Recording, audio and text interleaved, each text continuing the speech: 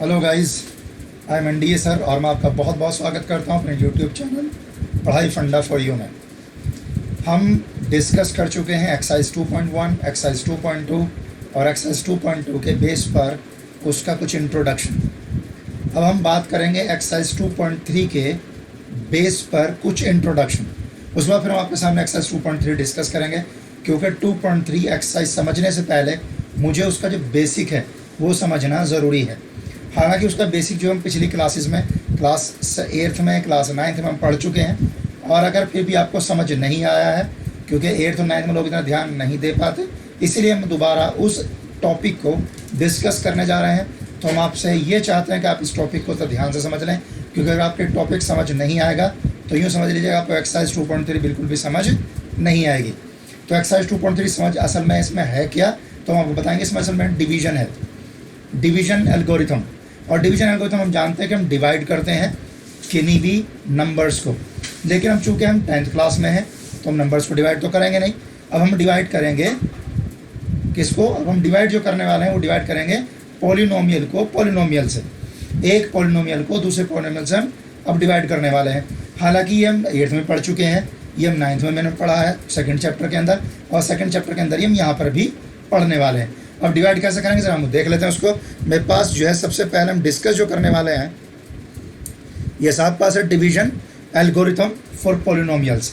Division algorithm for polynomials का मतलब क्या है, ये हम ऑलरेडी हम पढ़ चुके हैं। तो डिवीजन का मतलब आपको बाद में बताऊंगा, पहले हम समझ लेते हैं जो मुझे यहाँ क्वेश्चन दिया हुआ है।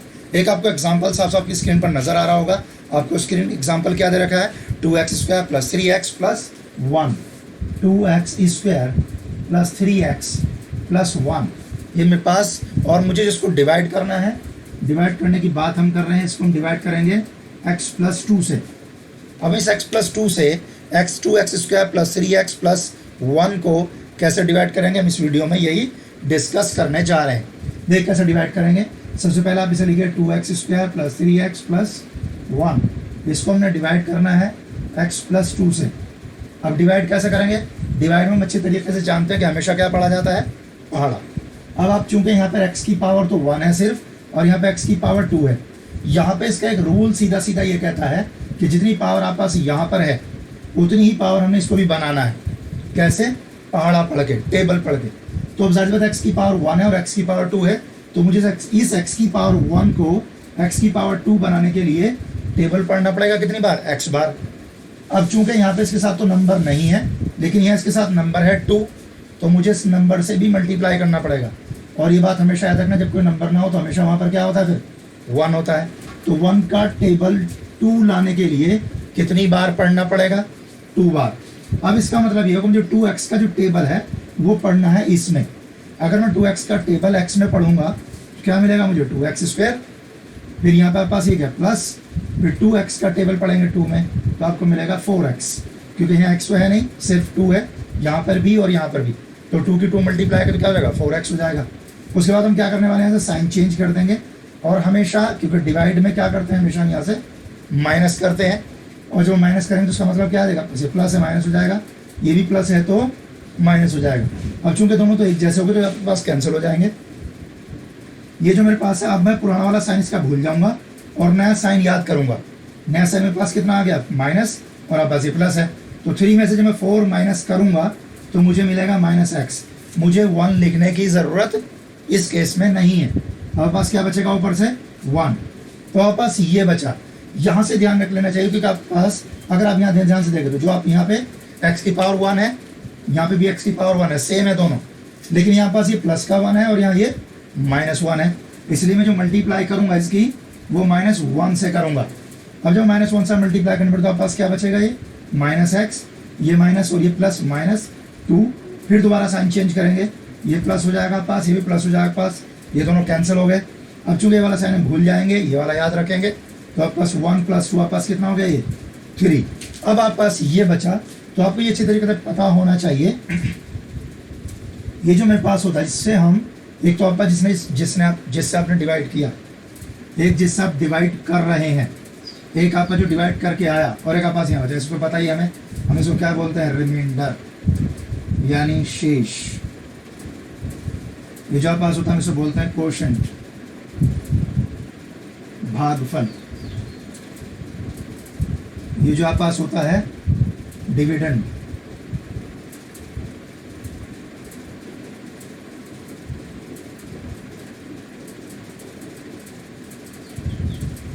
और आपके पास होता है ये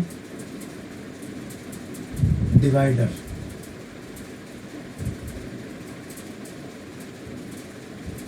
ये मेरे पास तीन चीज और आपको पता होना चाहिए, यानी अगर मैं इसको लिखना चाहूं तो यानी डी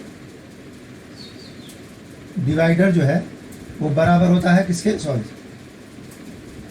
डिविडेंड बराबर होता है डिवाइजर इनटू डिविडेंड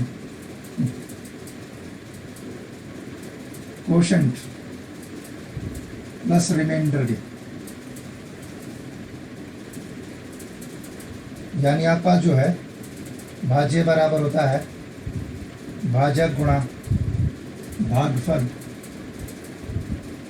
प्लस शेषफल। और यही आप पास जो है ये आप पास ये हमारे पास जो है डिवीजन एल्गोरिथम है आपकी इस एक्सरसाइज का। अब इसमें बात क्या होता है, अगर ये होने के बाद अगर हमें लगा कि हमारे पास जो रिमाइंडर है, जो शेष है, अगर वो ज़ीरो हो जाता है, अगर रिमाइंडर ज़ीरो हो जाता है, इस केस में अगर मैं अपना देखना चाहूँ, अगर मेरे पास मैंने रिमाइंडर निकाला, शेष निकाल लिया मैंने इसका, अगर आप पास वो शेषफल अगर ज़ीरो हो गया, अगर शेषफल ज़ीरो हो गया तो हम बोल देते हैं जो मेरे पास ये जो मेरे पास डिवाइडर था वो फैक्टर है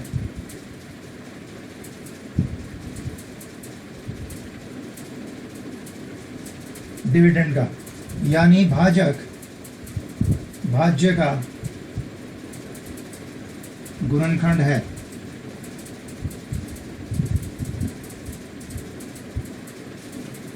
तो आपके पास कुछ क्वेश्चन इस एक्सरसाइज के अंदर दिए गए हैं। आपकी एक्सरसाइज का जो पहला क्वेश्चन है वो यही है, सेकंड क्वेश्चन भी आपके पास यही है। आप इन दोनों क्वेश्चंस को कीजिए। चलिए क्वेश्चन में आपको दिखा देता हूँ पहले मेरे पास एक्सरसाइज में कौन कौन से क्वेश्चंस हैं। तो पहले हम अपनी एक्सरसाइज पर जाते हैं और एक्सरसाइज पर जाने के बाद हम अपने क्वेश्चन का कुछ